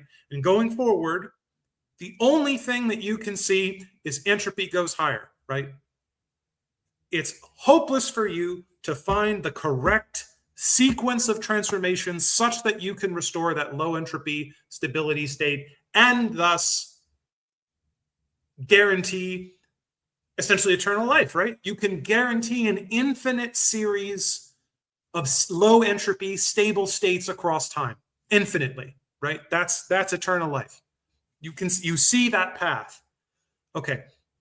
The opposite of that is when you look across the infinite series of times and every single one of those possible states, all of the possible transformations, all of the sequences of all of the possible transformations that you can see, all of them lead to thermodynamic equilibrium, which is death, right? All of them lead to thermodynamic equilibrium. Why? If the game is going to end, so to speak, if everything is going to collapse into thermodynamic equilibrium, inevitably, there is no path forward. Why would you play the game? Why would you continue to let that sequence play out? Why not just speed it to its end? Something like that, right? That decision, that mentality, I think, or at least this is something that Peterson proposes. It makes sense given that he's the one who proposes this model, that suicide is a product of the decision, or suicidal ideation is a factor or is a function of runaway complexity, and therefore is a function of that situation in which escaping from a rising high entropy situation, a rising entropy situation, is seen as inevitable, and therefore why not speed the pathway to thermodynamic equilibrium, because between now and then all there is suffering, right? There is anxiety, which, and there's a very good podcast episode between Peterson and who's the neuro? Carl Friston, who is, I don't know if he still is, but he was at the time, the neuroscientist with the greatest number, the highest, whatever this score is, or Magus number, or the highest number of citations in his field. Right? It's Carl Friston. And basically concurred that anxiety, right, as an experience, is a psychological proxy for an increase in entropy. And the idea is, right, okay, if your experience of the process of the increase of entropy is ever increasing anxiety, that's something itself that's speeding you along that high entropy, increasing entropy pathway anyway. Why not just speed through that? Why endure, right? That's the suicidal impetus there, something like that. That's the theory within the context of the entropy model of the psyche. However, the inverse of that, and this is what occurred to me, is, oh no, actually the inverse of that is Renaissance. That's what Renaissance is. If you could express it in terms of formal complex systems theory, that's Renaissance. Renaissance is when, instead of looking ahead at all of the possible pathways forward and only seeing increased states of higher and higher entropy, and therefore deciding, well, the only way to go is the one that leads me as quickly as possible to thermodynamic equilibrium, is you go, wait a second, I was on the pathway, right? I was in a configuration. If it's you, if it's society, which is also a formal complex system, if it's my mind, if it's whatever it is, I was in a situation where complexity was increasing, entropy was increasing with respect between my environment and me. And I did not know which way to go. Yeah, I found myself nel mezzo del cammin di nostra vita, quando la vera via era smarrita, mi ritrovai in una selva selvaggia. Right, this in the beginning of the Divine Comedy, yeah, the beginning of Inferno, right? Don't know which way to go. I found myself in a dark forest, right, where the true way had been lost. You don't know which way to go, but then suddenly, right, something happens where you discover the way out of that, right? You find the right sequence. You see the steps forward, and it's going to lead you out of high entropy configuration and progressively into that stable. It's going to lead you out of the flat Shannon distribution, right? And as you progress down the path, you sharpen it, right? And it gets more concentrated. You concentrate the Shannon distribution until you've reached an ideal, low probability, low entropy state that guarantees stable transformation over time for the longest possible period of time, right? So that decision to go from, oh no, I don't know which way to go, I'm in this flat Shannon distribution, right? I'm in this high entropy state. The process by which a formal complex system goes from this configuration to this configuration as expressed through a Shannon distribution, that's what a Renaissance is. All right. So, guys, now we have our definition. There it is, right? It took me a long time to get to that.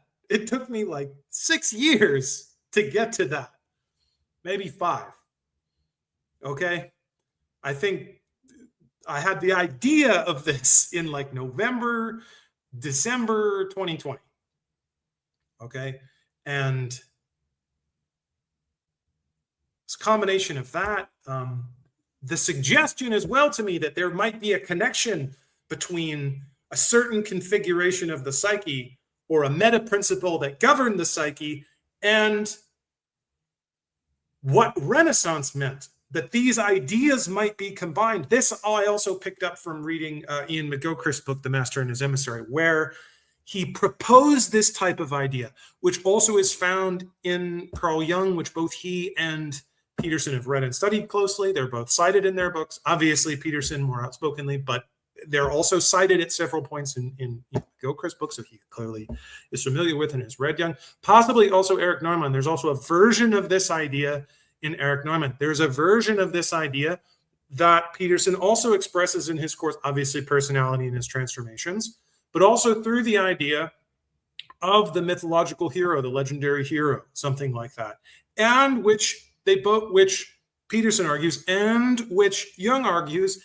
is actually contained in Christ and in the accounts of Christ's life. And of course, if you believe Christianity is true in the fullest sense across all possible dimensions, right, across all domains, or even in some partial sense, right, that this process also played itself out in the actual life of Jesus Christ. And so it happened. Depends on what you mean by it. Depends what you mean by happened, right? It happened. But then it also happens in the sense of the story, right? And it's also recreated and demonstrated and preserved in the Mass, right? It's also there, right? It's also in other things. It's in, as Peterson points out, it's in myths like the Enuma Elish. It's in myths like, the Osirian cycle. These cyclical hero accounts and myths. Not fully, like not as clearly, let's say, in the same sense as it is in let's say parts of the Old Testament, in the structure of the Bible, right? But personified in the nation of Israel. That's what's different, right? In the New Testament, it's a person. The process is personified in a literal person, in an actual person, and that person is Jesus Christ. In the Old Testament, it's personified in the nation of Israel, although there are some individuals who also get kind of parts of this right. But anyway, right? Renaissance is that. It's that process. And for the life of me, I don't know, before I die, I have to figure out how to express this in a way that's far, far more coherent and cohesive, but it's inside of there, right? It's always trying to get out. That's why I made this whole thing 21st century Renaissance. I couldn't get that out of my head. So, okay, so that's a Renaissance. So now that we have that defined 40 minutes later, maybe 20, not that much. Has the 21st century Renaissance, Peter, is the best yet to come? Well, what is the 21st century Renaissance? Okay, well, so there's this idea, right, obviously, that I just posed to you guys, which is derived in several places from Peterson's work, but especially from this idea of the entropy model of the psyche that he presents in the 2012 paper, Hirschmeyer-Peterson.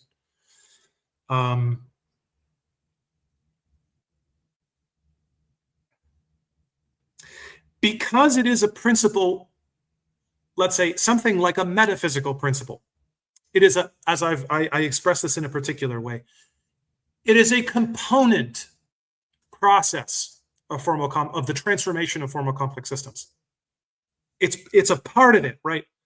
It's a subsection. It's a sequence in the transformation, one of two macro pathways of the transformation of formal complex systems. It's true wherever the Renaissance phenomenon can occur, wherever you have formal complex systems. So society and cultures, which is like, cultures are something like the psyche of a society. Society as a collection of organisms, right? It's something like scaled up. It's like the organism as a network, right? Where you render the organism as a node in the network, right? Because you as an organism, if you view yourself as the highest thing, you are a network and you are made up of nodes. But when you view yourself not as a network, but as a node, you are a network, but you're a node at the same time, right?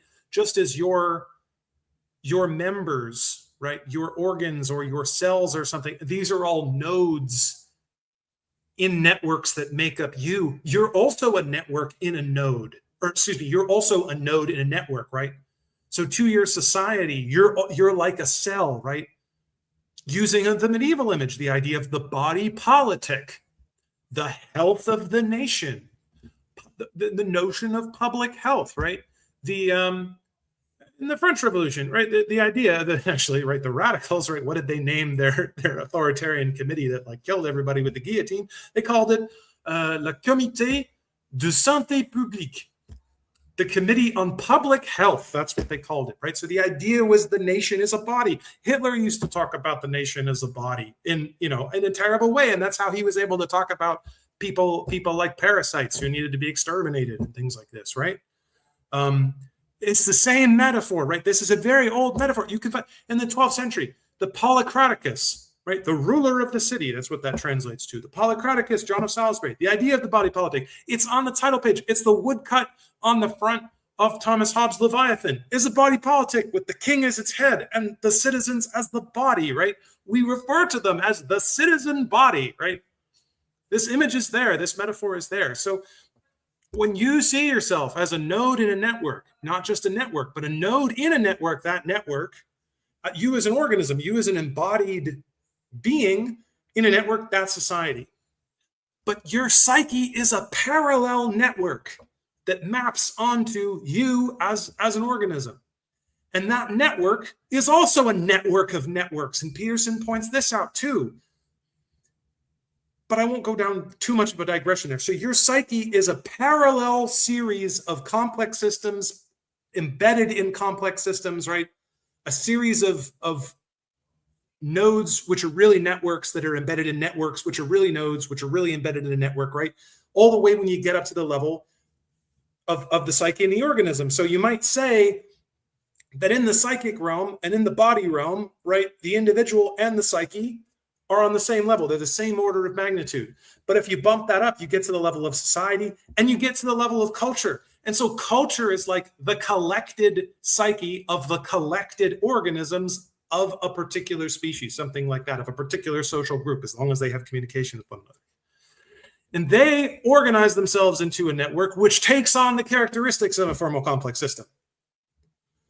And so societies pass from periods of being in low entropy states. And when they're in low entropy states, they're stably transforming across time, which usually means not only are they stable, but usually they're growing, right? Either they're growing or they're shrinking. That's how it goes, right? Stuff doesn't just kind of coast. It either grows or it shrinks. And really kind of like breathing, right? Like your heart beating, it sort of expands, contracts, expands, contracts, expands, contracts. And that's actually, that's stability, right?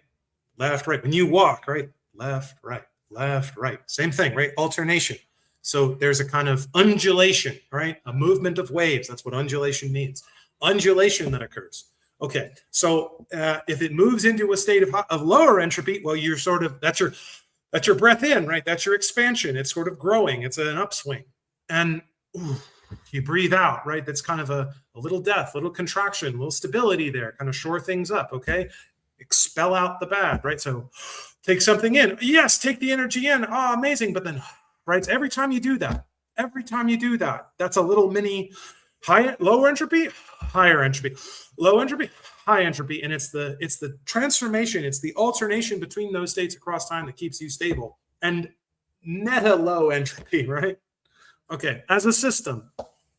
So, but there are times, right, where then, oh no, right, I can't breathe, shortness of breath, something's going on with my lungs. Entropy, spiking. What happens to your psyche? Anxiety, right? Proxy for entropy, go up. Okay, adrenaline kicks in. How do I save myself? That whole thing, right? That whole process. The societies go through that too. So when I think of the Renaissance, when I understand the historic Renaissance, that's actually something that was happening, right? So many people will point to certain things about the Renaissance and they'll say, okay, well, this starts something like mid-14th century in Italy. They'll say, oh, well, really, it goes back prior to that. Well, yes. And it probably needs exploring, and it's something I need to explore even more too. But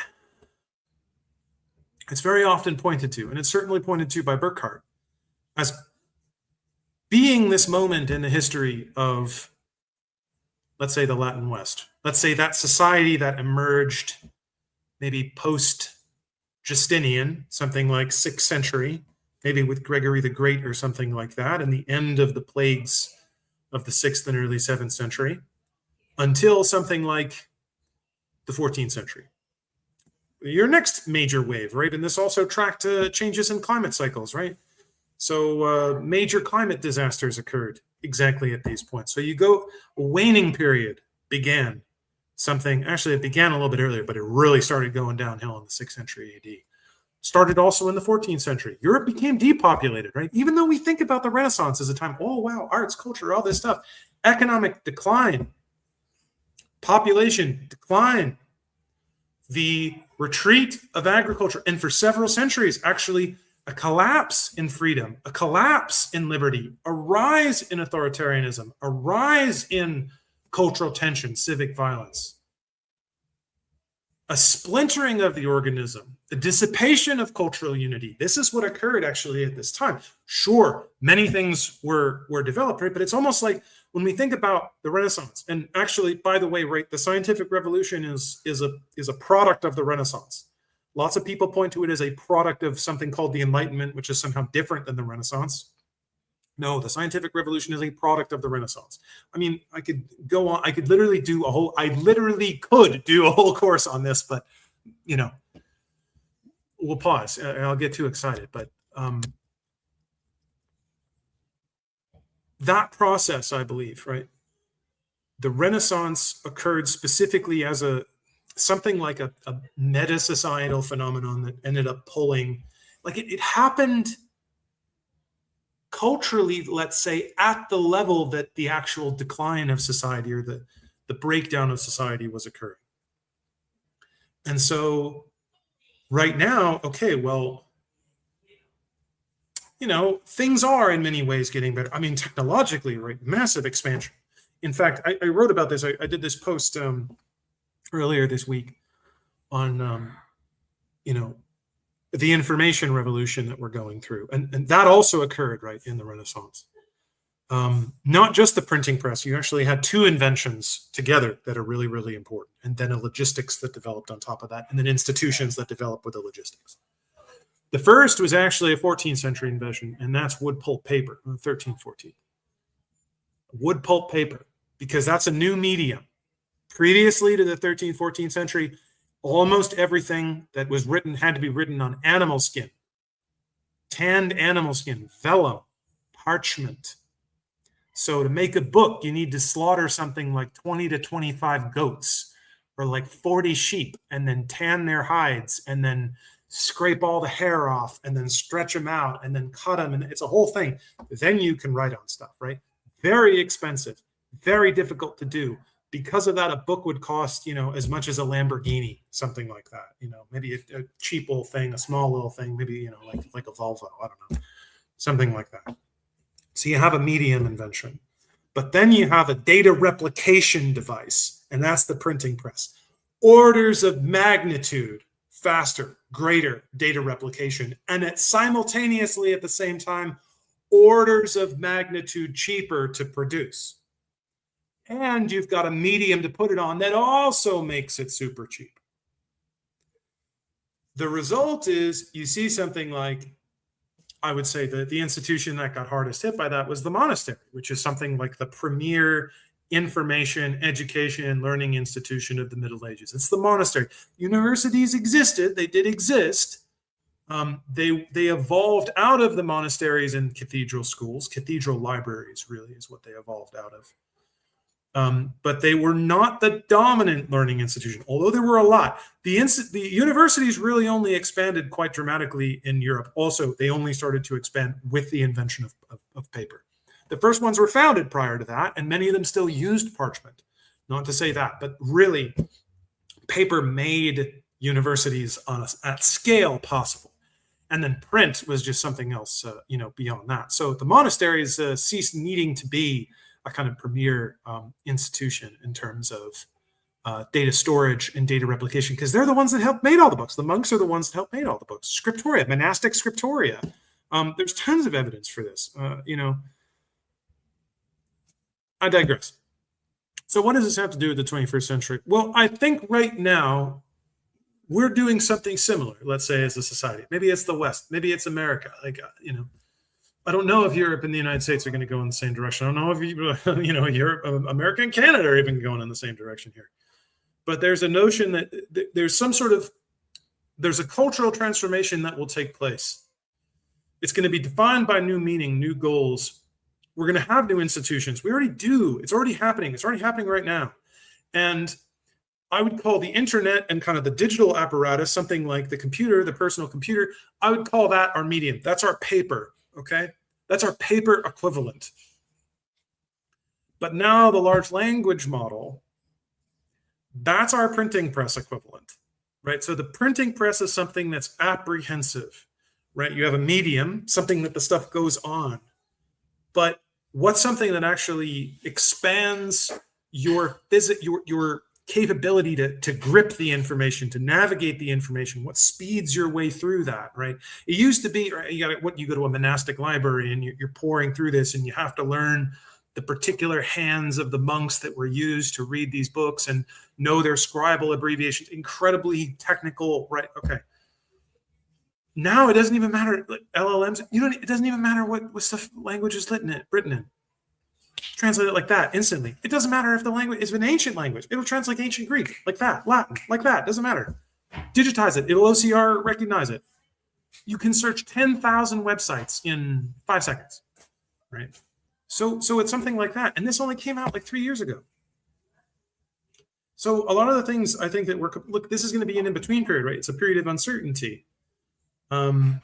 It's a period of transformation. It's a period of transition. It's a period of great pioneering and exploration. What happened in the Renaissance around this time? People started to explore, right? In Europe, right? European society started to explore the globe, right? This is also why it's the age of exploration. And okay, 20th century, what did we start to do? We start to explore the stars. And hey, that's back and that's going again, right? We have SpaceX and Blue Genesis. It's the Amazon one. Anyway, right? So I think the best is yet to come. I think we're just getting underway. I think this is something that plays out over the course of centuries. Now, just like the Renaissance was, right? The Renaissance played out over something like 4 centuries. Right? So that looking at something like when Burckhardt in the 16th century or Georg Feucht were looking at the Renaissance, when these guys like, was it Pforzheimer, I think, who talked about coining the term humanismus and something in like this 1808 thing, this early 19th century, right? That's when it was discernible that something like the Renaissance had ended. And then there was transition out of that. Something like the French Revolution and the arrival of German positivism and sort of the development of Prussian socialism at the beginning of the 19th century and all of this type of stuff, right?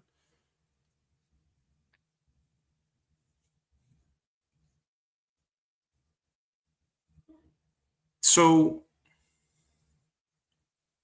I think the periods they might be tighter. Instead of like 4 centuries, right? Something happened in the 19th century that brought about a new,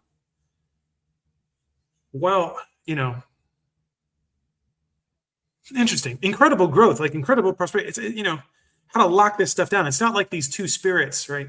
There are these two spirits, right? Whatever the spirit of degeneracy and the spirit of generacy, right?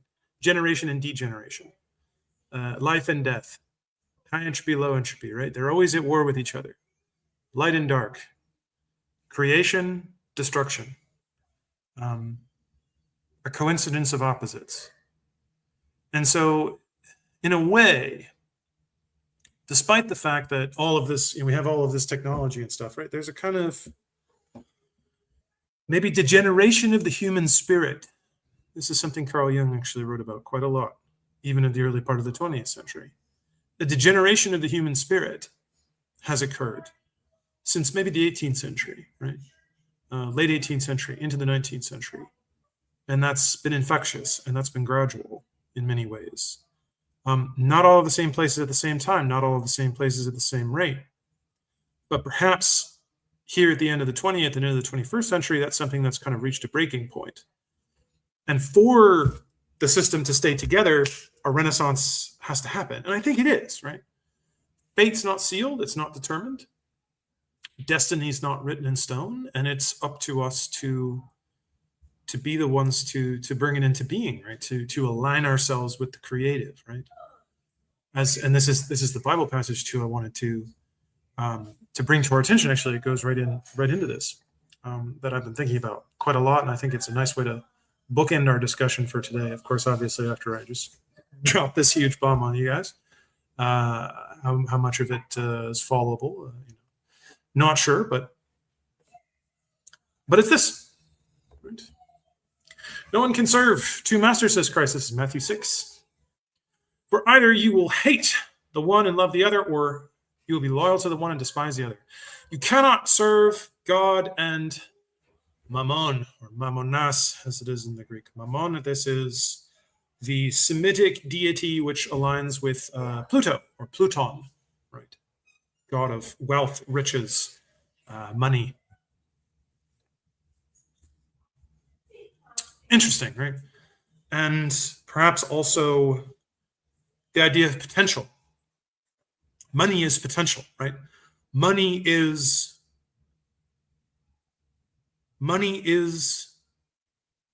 value taken out of the material space, which is somewhat strange because we tend to refer to that as materialistic, but not exactly, right? Money is value taken from the specific and rendered general, from the real and to the potential. Money is psychic energy. Money is human energy. Money is energy. Taken from the particular and made general, right? It's potential.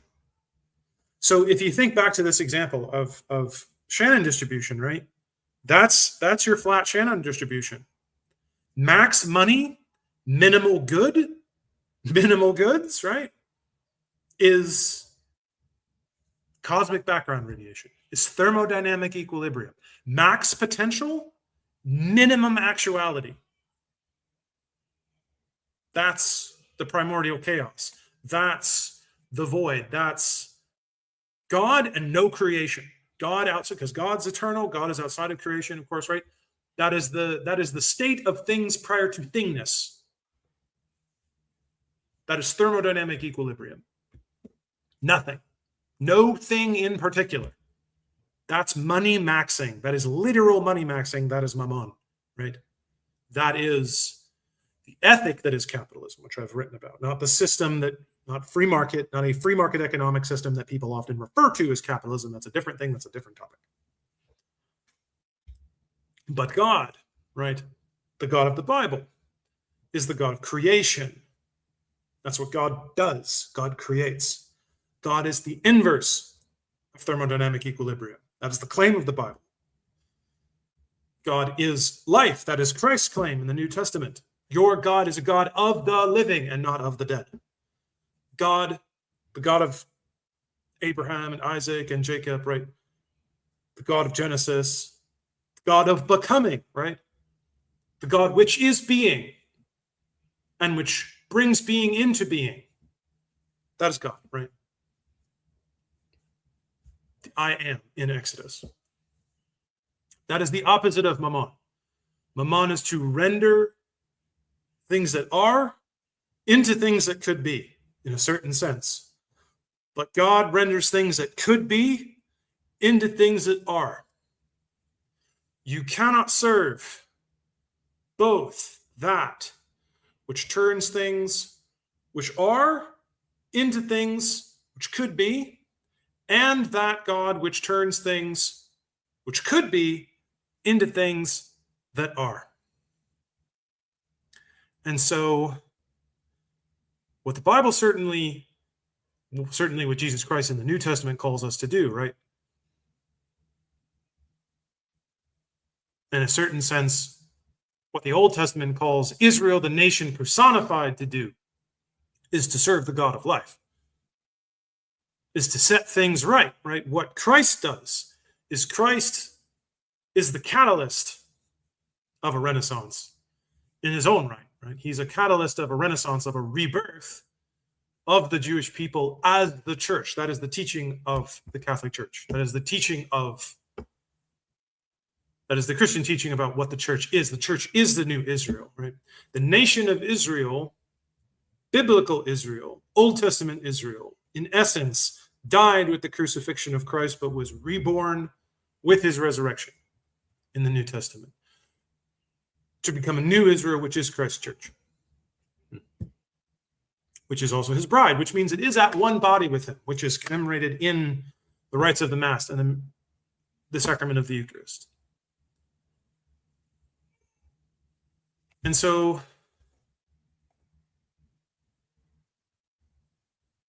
I think, I think this is happening now, right? It's not guaranteed, right? It's always an open question in the sense that it's up to us to choose which we will serve. It's up to us to decide what to make of our lives, right? It's up to us to decide what to go, right? And Christ says, hey, whatever you're looking for, right? He says this in the passage that comes next year, right? Seek ye first. Do not worry about money. Don't worry in a certain sense. Don't worry about money. Don't worry about what am I going to eat? What am I going to drink? Don't worry about this, right? What you should worry about, what you should focus on, right? He says, seek ye first the kingdom of God and his righteousness. What is it in Greek? Zdetete proton den basilean tu Theou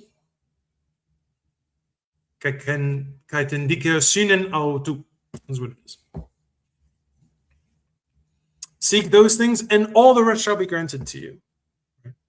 One thing that the reason I've been thinking about this particular passage a lot is I think about, right? Hey, man, GameStop's been great. It's been a great 2 years here, 2 and plus. I've learned a lot, right? I mean, I would say 2.5, because it's when I started becoming, I would say, very successful as a trader. And part of what led me here, right, was that desire to understand. In part, that desire to understand and sort of get my hands on this kind of formal complex system thing. And I would say personally, for me, I think I have a mission to try to understand this better so that I can teach it to others, because I think that's something that not only will be good for the world, I think part of the message here is that's something that's necessary for the world. That's certainly part of Christ's teaching, and part of what the Bible teaches, and part of what God's gift to humanity is knowledge thereof. And so I would say, and I would ask all of you, right? As you trade, I think about this too. As you trade and as you go and you look into this, I try to remind myself, hey, exactly what is this for, right? Exactly what is family for? Exactly what is my life for? Exactly what is making money for? And it's at the end of things, right? Make sure, right? Seek ye first the kingdom of God. Seek ye first God and his righteousness. Seek ye first questions of this nature. Seek ye first the cause of life. Seek ye first bringing things from the state of potential into being. And yes, of course, right, there is an undulation. And sometimes you need potential first before you can bring something into being. You need energy before it can become matter. You need information before it can become a vision, something like that, before it can become action, right? Information before action. And action can lead to information. Another undulation. But anyway, I digress. So, to circle back to this question about 21st century Renaissance. As long as we have our sights set as such, I think it's guaranteed that the best is yet to come. But it's up to us to bring it into being. That's what I have to say. And that is where we'll end live stream there. I will take a look at some of our, so many questions.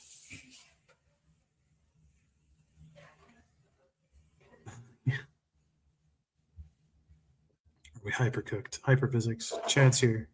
Hello, Chad. I'm sorry I didn't get to say hello until now. You're going to have to take a look at the recording. Guido's mind is blown.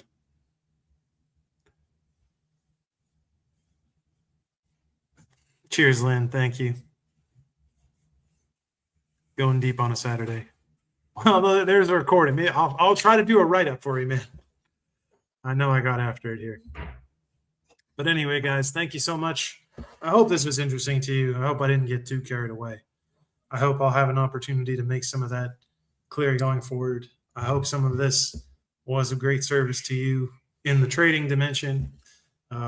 I hope all of you are able to take this in some capacity. Use this to bring some love and some goodness into your life and for those you love about. So you love. And so, yeah, hope to hope to see you guys soon. Thank you very much as always. And yeah, we'll catch you next week. And of course on Twitter. See you guys.